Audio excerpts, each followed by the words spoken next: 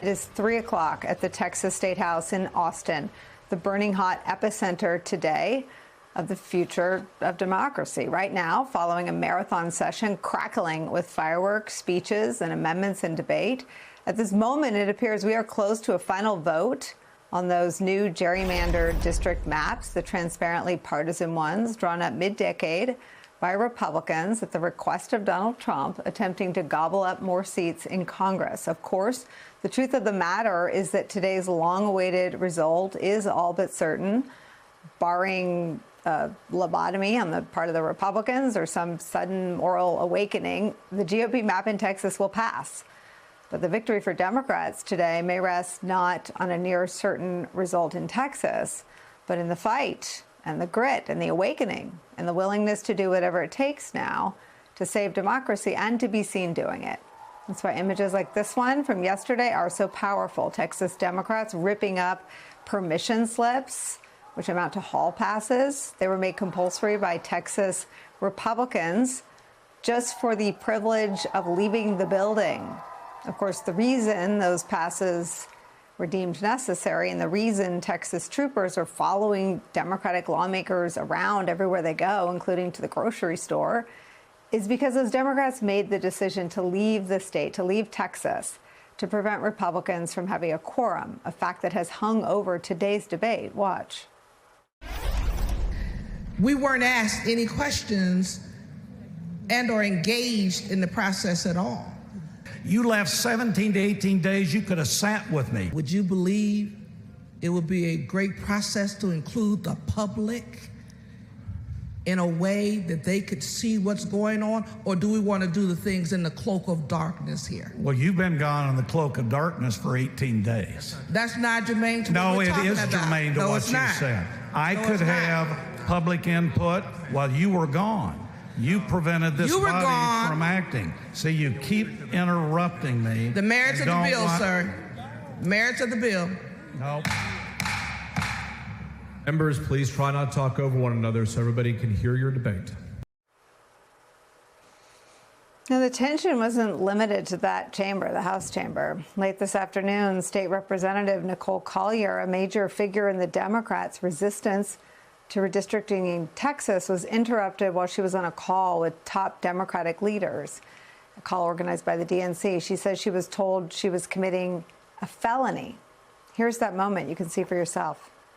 The conversations I've had with Democratic governors throughout this country and all of our Democratic elected officials. Sorry, I have to leave. They said it's a felony for me to do this. Apparently, I can't be on the floor or in the bathroom. Well, you told me I was only allowed to be here in the bathroom. No, hang on. Bye, everybody. I've got to go. Hey, that is outrageous. Come And on. first of all, let me tell you something. Representative Collier in the bathroom has more dignity than Donald Trump in the Oval Office. There you go. That is outrageous. What they're trying to do right there is silence an American leader, silence a black woman. And that is outrageous. And I hope everybody took note of that. The fact that she can't even let her voice be heard is freaking outrageous. Cory Booker for the win with she has more dignity in the bathroom than Donald Trump has in the Oval Office. A moment like that calls to mind something repeated again and again by the lawmakers who made that choice to leave the state, that this is a moment that seems to be lighting a fire, waking people up. Something spreading all across our country right now to make people in all 50 states understand that the threats to democracy are real, they're happening right now, and that the pro-democracy forces are not going down without a fight if they go down at all. Just ask California. As early as tomorrow, Democrats in California will move forward with their response to what happened today, their own redistricting plan. It'll be put on the ballot in front of voters, unlike that Texas redistricting plan this November. It is no doubt a hardball political move, but it's also coming after and in response to what happened in Texas. Democrats all across the country showing some backbone in the bathroom and beyond is where we start today with some of our favorite reporters and friends. New York Times political reporter Nick Corsiniti is with us. Also joining us, MSNBC senior political analyst, Texas resident Matt Dowd is here. And MSNBC senior political analyst, our friend Alex Wagner's here. Nick, I feel like it's been 9 years that we've been talking about Republican efforts to rig the electorate who votes and rig the rules.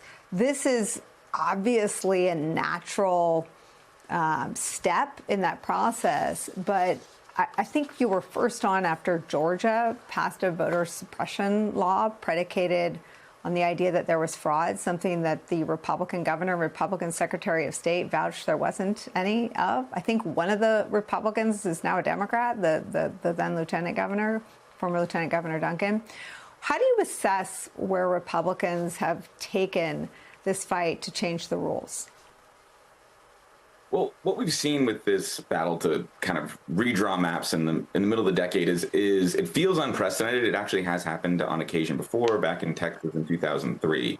But the breadth and the degree of it and the pure politics of it have kind of been a new step in where partisan warfare is. You know, when this first started a few weeks ago, I did a story with my colleague Shane Goldmacher, and we asked a White House official or an ally of the president's, where do you see this? And they said maximum warfare everywhere, all the time. And they're not hiding that their goal here is politics. They are taking a ruling from the Supreme Court and from 2019 that said we're not going to, be the arbiters of partisan gerrymandering, that we're going to gerrymander and we're going to do it politically and we're protected legally.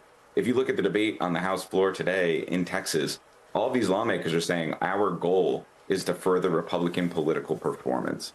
So this is kind of taking the confluence of what's happened on the Supreme Court, what's happened with the judiciary, what's happened with voting laws across the country, where the parties have gone regarding voting, regarding elections, the mistrust and distrust in our very electoral process has kind of really come to a head in what is threatening to become a national war over the redrawing of maps ahead of a midterm election.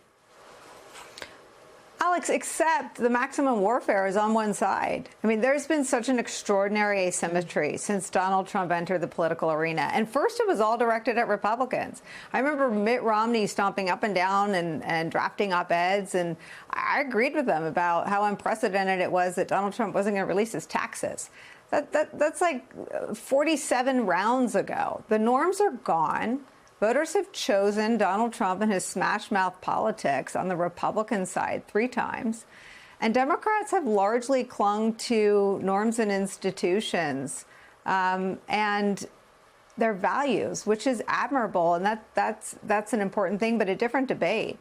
In this moment, while Republicans are changing the rules, changing who gets to vote, changing who gets to be represented, based on the rigging of the rules in terms of who gets to vote, it feels like something has happened this summer where Democrats seem to be contemplating playing by the new rules. How do you assess their awakening, or whatever you want to call it?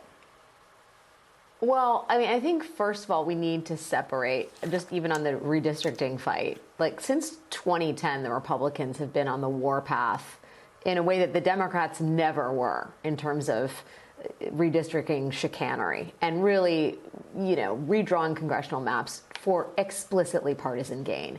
This is obviously a completely different level, and it represents states effectively kowtowing to the federal government. I mean, Donald Trump has now succeeded in co-opting the power of the legislative branch. Congress is entirely in his pocket. To some degree, the judicial branch, if you look at how the Supreme Court is ruling. And now red states themselves are effectively kneecapping them expressly at the service of the President of the United States. That is a line that we have not crossed as a democracy before, and I don't imagine that the framers of the Constitution ever envisioned that these independent branches, that the balance of power between states and the federal government would be so corrupted as it is today under the watchful eye of Donald Trump, right? I think Democrats better start reacting, better start ringing the alarm bell, better start making this a national issue. I think what's happening in Texas, even if it isn't serving the ends of a fairer map and a real election in 2026 and a real rebalancing of power in the House of Representatives, has been incredibly important because it has made this a national issue. These Democrats, through their bravery and their willingness to do whatever they can to show people what's happening in their home state, have made this part of a national conversation. And I think that's essential in this hour because, Nicole, it is very clear that Trump is going to try and do something to steal the 2026 election, whether through semi-official means like asking red states everywhere to redistrict and give him more seats in Congress that are layups to win in November, or whether he cancels mail-in balloting through executive fiat, or whether he just militarizes blue states and prevents Democrats from voting. These are all signals, very explicit ones, that he is not going to have a free and fair election in the midterms, and that is something that everybody should be paying attention to.